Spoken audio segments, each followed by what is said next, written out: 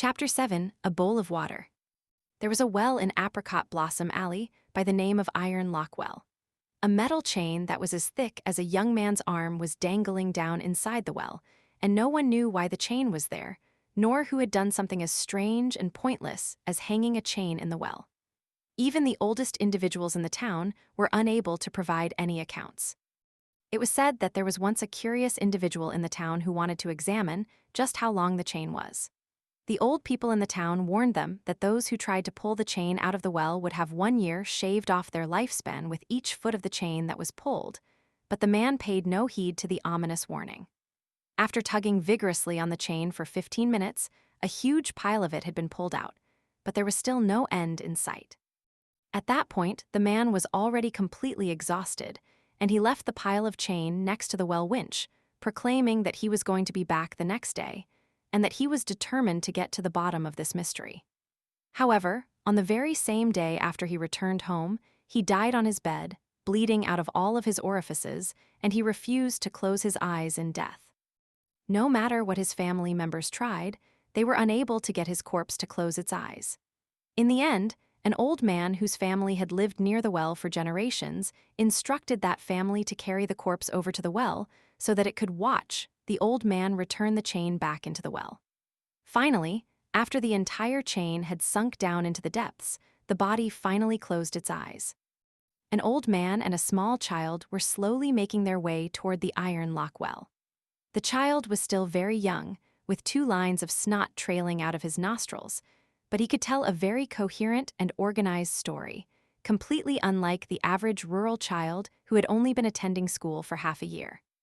At this moment, the child was looking up with a pair of large eyes that resembled black grapes, and with a gentle sniffle, the 2 lines of snot retreated back into his nostrils. The child was looking at the storyteller, who was carrying the large white bowl, and he said, "That's the end of my story. You're going to show me what's in your bowl now, right? Don't be in such a hurry. Let me take a seat on the edge of the well, and I'll let you look as much as you want," the old man chuckled. The child quickly issued a threat that was disguised as a friendly warning. "You can't break your promise. Otherwise, you'll die a terrible death.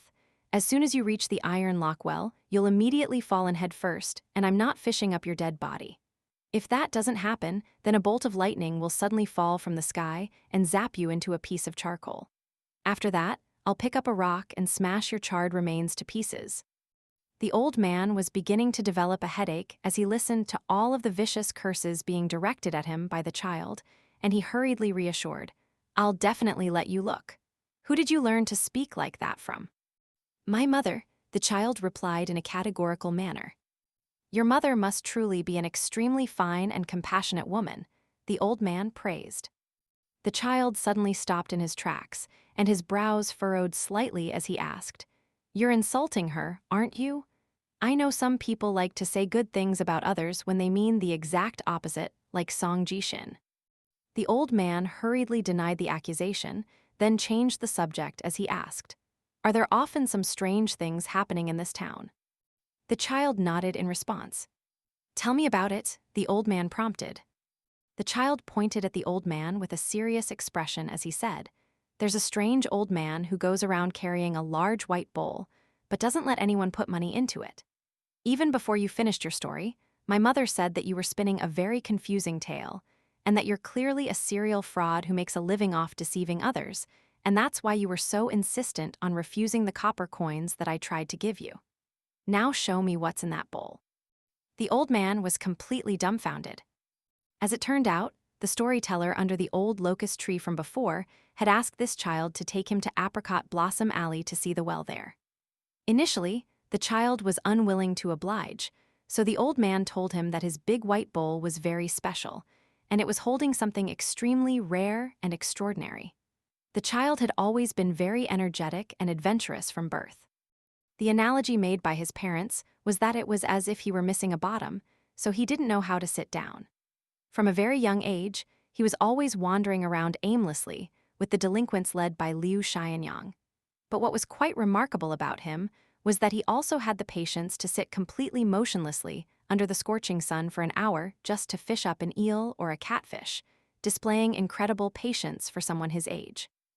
Hence, when the old man proclaimed that there was something extraordinary in his bowl, the child immediately took the bait. The old man had started off by stating that he wanted to try and lift the child to see how heavy he was and gauge whether he weighed over 20 kilograms. Despite the strange nature of the request, the child agreed without any hesitation. In his mind, it wasn't like he was going to lose anything just from being lifted. However, much to the child's dismay and exasperation, the old man held his bowl over his left palm and tried to lift the child with all his might using his right arm 5 or 6 times in a row, only to fail every single time. The child glanced disdainfully at the old man's thin arms and legs, and he shook his head as he thought about how Chen Ping'an was far stronger than the old man, even though they had roughly the same build. However, the child was very smart, and he knew that if he wanted to see what was in the bowl, then he would have to remain in the old man's good graces, so he held back the urge to insult him. In the Clay Vase Alley and Apricot Blossom Alley area, the child could arguably rank third when it came to winning verbal altercations on the street and delivering potent insults, while Song Jishin ranked second, and the child's mother reigned supreme at the top. The old man made his way over to the well, but he didn't sit down on its edge. The well was constructed from clay bricks, and for some reason, the old man's breathing was beginning to grow heavier. The child also approached the well before jumping backward with his back facing it, and his bottom landed perfectly on the well's edge as he took a seat. The old man was terrified to see this. If the child had made even a slight misjudgment, he would have fallen into the well, and given the stories and stigma that surrounded the well, it would most likely be very difficult to even find anyone willing to fish his body up from the bottom. The old man slowly took a few steps forward, leaning down to inspect the metal chain, one end of which was bound tightly to the underside of the well winch. I wonder whose possession this prized artifact will ultimately end up in, the old man thought to himself with a myriad of emotions in his heart. He reached out his spare left hand and stared at the palm. There was a complex system of lines on his palm, but there was a brand new line that was slowly elongating, much like a lengthening crack on a piece of porcelain. For deities, observing their own palm was like observing an entire world, but for the old man, he was only looking at himself. His brows furrowed tightly as he exclaimed, "If things are already this terrible after just half a day, then what's become of them?" The child had already stood up on the edge of the well, and he had one hand on his hip while pointing at the old man with his other hand as he urged loudly, "Are you going to show me your white bowl or not? Hurry up and get down from there. I'll show you my bowl now," the old man said in an exasperated manner. The child was feeling rather skeptical, but he still jumped down from the edge of the well. The old man hesitated momentarily, following which a solemn look appeared on his face. "It seems we were fated to meet, so it's not out of the question for me to show you what this bowl can do. However, after you see it, you can't tell anyone else about it, not even your mother. If you can do that, then I'll show you. If you can't, then no matter how much you prod or insult me, I won't let you take even a single peek." The child nodded in response. "I can do that, show me." The old man made his way over to the well with a serious expression, and he looked down to find that the child was squatting on the edge of the well this time, and he was beginning to regret picking out this unruly child as his guide. The old man banished those trivial thoughts from his mind, then grabbed onto the underside of his bowl with all 5 fingers of his right hand as he faced the well. His palm then began to tilt ever so slightly to a degree that was barely detectable. The child felt as if he had already been waiting for a very long time, but no change took place in the bowl above his head, and the old man's posture also remained unchanged. Right as the lines of snot flowing out of the child's nostrils were about to reach his lips, and he was about to run out of patience, a stream of water that was as thick as a finger poured out of the bowl before silently flowing into the well. The child was furious, and he was just about to erupt into an angry tirade when he abruptly shut his mouth in surprise at what he was seeing. A short while later, the expression on his face had already turned from astonishment to confusion, and after that, a fearful look began to appear in his eyes. All of a sudden, he snapped back to his senses and jumped down from the edge of the well before fleeing toward his home. As it turned out, the amount of water that the old man had poured into the well out of his white bowl had already far exceeded the capacity of a large water vat.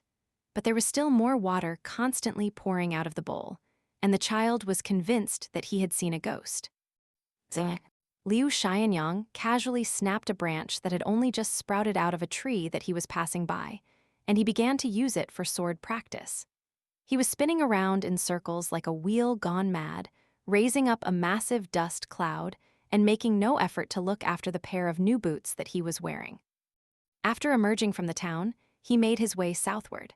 After crossing the covered bridge funded by Master Song and walking about 1 to 2 more kilometers, he would arrive at the blacksmith forge run by Master Ruan and his daughter.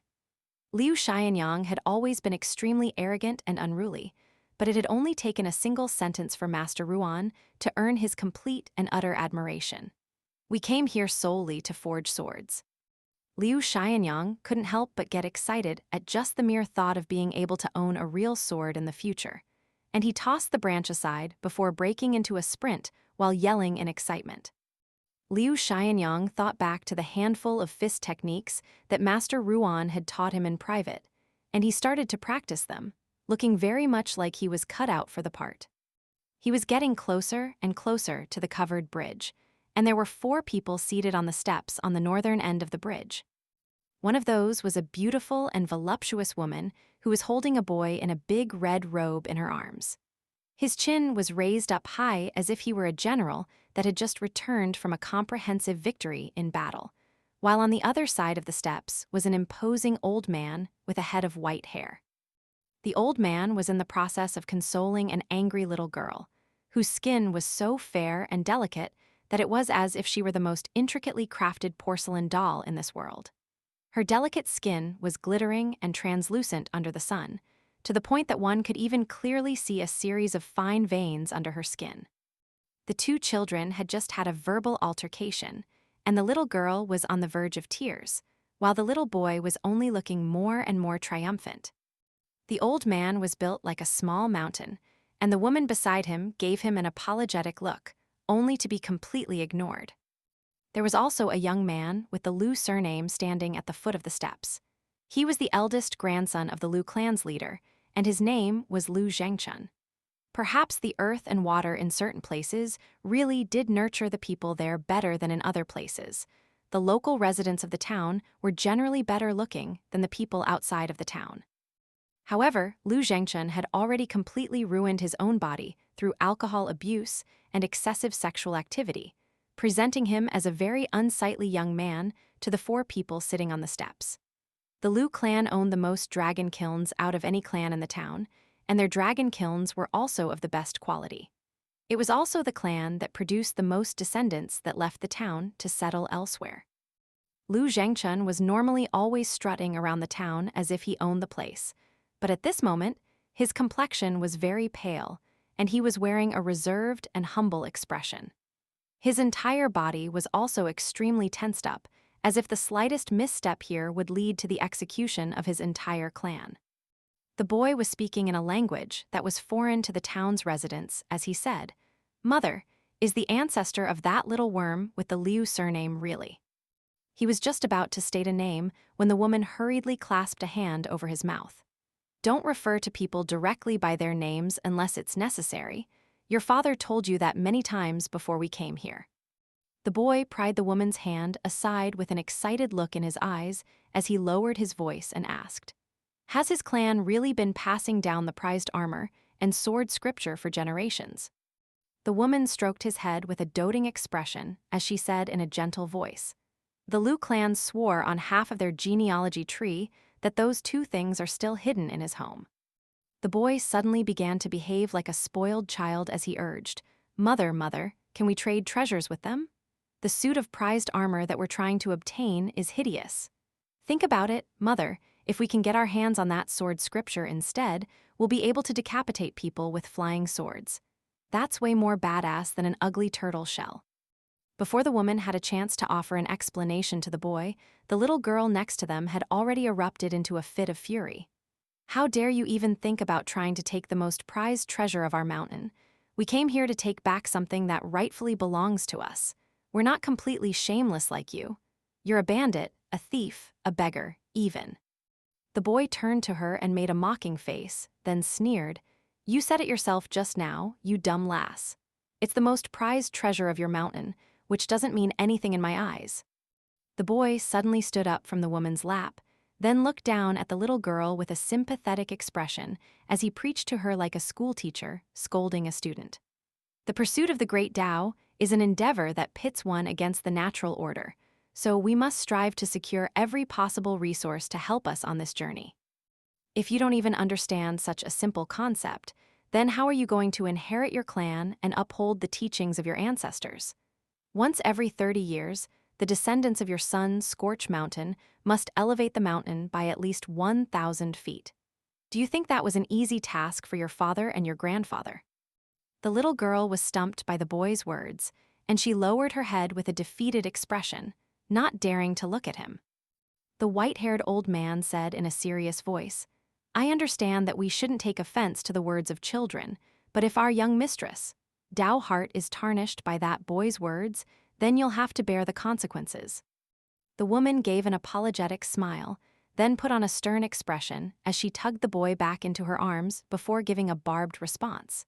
"This is just an argument between children. There's no need to take it so seriously, Senior Yuan. Our two clans have been on friendly terms for over 1,000 years. It would be a complete travesty if that relationship were to be spoiled by such a trivial matter." However, the old man had an extremely unyielding personality, and he retorted, "Our son Scorch Mountain has been around for 2,600 years, and we've always repaid those who have treated us with kindness. But similarly, we've never spared anyone who's dared to wrong us." The woman merely smiled in response and didn't argue any further. Both of them had important tasks to complete on this trip to the small town. In particular, she was taking an extremely extravagant gamble, putting her own life, the future of her son, and everything in her parental family's possession on the line. Even though the woman was dressed in very simple and unadorned attire, she was very graceful and elegant, but the uneducated residents of the town were oblivious to her refined disposition. This entire time, Lu Zhengchun stood with his back facing the steps of the covered bridge. He could still recall the first time that he had seen these esteemed guests in the Lu Manor. His younger brother was lacking in discipline and was unable to suppress his primal urges, leading him to forget their grandfather's warnings. He couldn't help but sneak a glance at the woman's chest, and their grandfather had instantly flown into such a violent rage that his entire body was trembling with fury. He immediately ordered for the young man to be dragged out into the yard and flogged to death. It seemed that while the flogging was taking place, his mouth had been stuffed full of cotton, so Lu Zhengchun didn't hear the agonized howls of his brother, nor did he witness the gruesome scene of his execution. Following the conclusion of their meeting with those esteemed guests, Lu Zhengchun stepped out of the room to find that all of the blood in the courtyard had already been cleaned up, and the four guests, even the pair of children, displayed no reaction to this, as if this were something completely ordinary and to be expected. In that instant, Lu Zhengchun felt as if he were in a dream. A living person from their family had just been killed, yet it was being played off as if nothing more than a stray dog had just been executed. Just the night before, the two brothers had been drinking together, and Lu Zhengchun's younger brother had been extremely motivated and brimming with excitement, declaring that he was definitely going to become successful and bring honor to the clan, that the two of them were going to work together and make something out of themselves rather than spending their entire lives in the confines of the Lu Manor. Even after making his way out of the Lu Manor, Lu Zhengchun's mind was still completely blank. From that incident, the seed of fear was planted into his heart. Whenever any of those esteemed guests asked him anything, his voice would tremble when he answered, and whenever he took them anywhere, his legs would quiver. He knew that he was putting on an extremely embarrassing display and bringing shame upon his grandfather and his entire clan, but he was simply unable to control his own fear. In their presence, he felt as if his entire body were constantly submerged in a glacial pit. At the end of the previous year, his grandfather had taken him and his brother into a secret chamber and informed them that the Lu clan was about to be tasked with doing something for a certain group of extremely important people. He told them that this was an enormous blessing, and that they had to exercise the utmost caution when serving these people. If they could complete the assigned tasks successfully, then the Liu clan would dedicate the entirety of the compensation that they received from those people to nurturing and developing the two brothers. All it would take would be a nod from those eminent figures, and a path leading straight to unimaginable heights would be paved beneath their feet, and they would be blessed with unfathomable wealth and glory. It was only then that he finally understood why he and his brother had been forced to learn so many types of strange dialects from a young age. Liu Zhengchen watched as Liu Xianyang drew closer and closer to the covered bridge, and a sense of fierce resentment suddenly welled up in his heart. Liu Xianyang was nothing more than a piece of low-class scum that had once almost been beaten to death like a stray dog by him and his lackeys. If it weren't for that meddling little bastard who had run out onto the street and called for help, he and his lackeys were already preparing to enact the punishment that they had agreed upon in advance, taking off their pants to give the arrogant young man a warm shower. Even now, Liu Zhengchen still couldn't understand why these high and mighty individuals had taken such a liking to Liu Xianyang. As for certain things that they mentioned like prized armor, sword scripture, sun-scorched mountain, the great Tao to immortality, and fighting over resources and opportunities, Liu Zhengchen could understand everything. But at the same time, he had no idea what they were talking about. However, there was one thing that Liu Zhengchen knew for certain, which was that he wanted nothing more than to see Liu Xianyang die here. As for the true reason for his scorching resentment toward Liu Xianyang, he didn't dare to admit it to himself, nor did he dare to ponder the subject.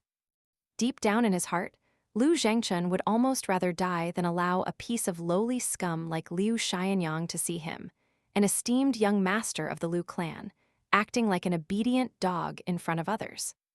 This was just about the most humiliating thing that he could think of. Upon spotting Liu Xianyang, the woman murmured, "He's here." Liu Xianyang was still practicing his fist techniques on the way to the bridge, and with each punch that he threw, he was doing so with increasing speed and power, to the point that he was stumbling around a little from the force that he was exerting. Even though his techniques were still very rudimentary and unpolished, in the eyes of an expert, he was already displaying a knack for combining strength with subtlety, a trait that was only seen in masters. In the art of the fist, there was a fundamental mantra, which stated that those who didn't know the true meaning of the fist could train for a century and still be a novice, while those who grasped the true meaning of the fist could strike down even demons and gods. The woman was very relieved. As expected, Liu Xianyang was the person that they were looking for, and he did indeed possess remarkable aptitude. Even in immortal clans like theirs, his aptitude for cultivation was nothing to be scoffed at. Of course, in the vast world that the woman and the old man were part of, there was also no lack of prodigal cultivation talents of Liu Xianyang's caliber. The woman rose to her feet, then turned to Liu Zhengchen as she instructed. "Go and ask that young man what we would need to give him in exchange for the suit of armor and the scripture that have been passed down in his clan for generations." Liu Zhengchen turned around and extended a respectful bow, replying in that dialect that was completely unintelligible to the town's residents. "Yes, mistress." "Make sure to speak to that young man with respect, and take care not to offend him," the woman added. The boy also pointed a finger at Liu Zhengchen, regarding him like a servant as he warned, "If you screw this up, I'll skin you and pull out all of your tendons, then turn your soul into a flame to light a torch. Until that torch goes out, you'll constantly be in so much agony that you'll wish you were dead." Liu Zhengchen shuddered in horror upon hearing this, and he bowed even deeper as he hurriedly replied in a fearful voice, "I'll be sure to convince him."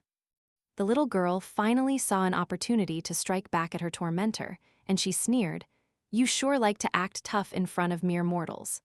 On the way here, you were called a vandal and a bastard by other cultivators, and you didn't even dare to strike back." The old man already had an extremely low opinion of the mother and son pair, and he added, "I'm afraid you're mistaken, young mistress." He wasn't too afraid to strike back, he was too afraid to talk back to them. The boy gritted his teeth tightly as he glowered at the girl with a sinister expression, but he didn't issue a retort. Instead, he suddenly put on a vibrant smile, as if he were completely unfazed by her mockery. Meanwhile, the woman's gaze remained fixed on the path up ahead, and there was a tranquil and placid look on her face. As for whether she had taken what was said to heart, that was something that only she knew. The little girl gave a cold harumph, then ran down the steps and squatted down beside the creek to watch the fish swimming in the water. Occasionally, there were schools of different numbers of red and green carp swimming, passed under her watchful gaze. While chatting under the old locust tree, some of the older individuals in the town often mentioned that when passing over the covered bridge during lightning storms, they had all previously seen a golden carp swimming past. However, some of them claimed that the golden carp was only around the same length as a human hand, while others proclaimed that the carp was enormous, half the length of a grown man at the very least, as if it were evolving into a higher life form. The old people in the town were constantly arguing over who had the correct details in their story, and due to the conflicting accounts, none of the children were willing to believe that such a creature truly existed. The water in the creek was so clear that one could see all the way to the bottom, and at this moment, the little girl was staring intently into the water with her cheeks resting on her hands.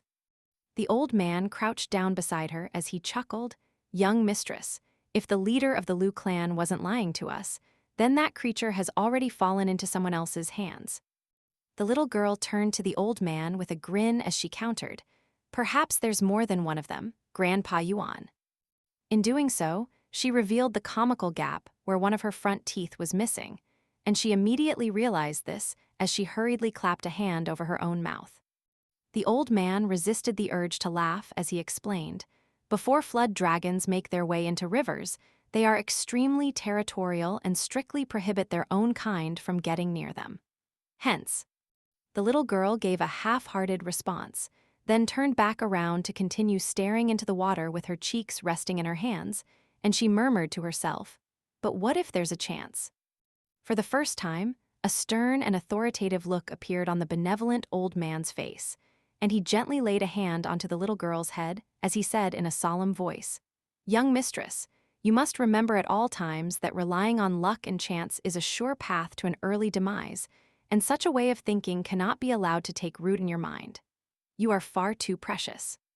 The little girl pulled out a hand from under her cheek and waved it around vigorously as she grumbled in a disgruntled voice, I know. I've heard this so many times that my ears are about to grow calluses.